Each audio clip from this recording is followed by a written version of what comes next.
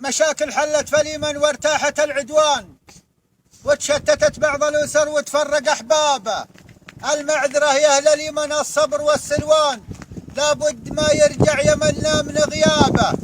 حسافة على الرجال اللي لهم في الطايلة عنوان، بيت الكرم والجود دايم تقوابه.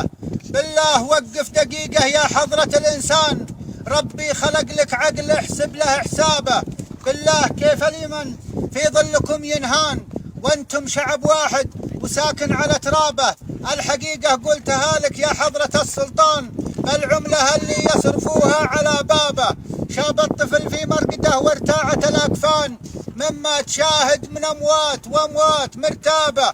حروب اليمن طالت عسى الله يسد الشان، واللي يخرب في اليمن يطرد بجلبابه.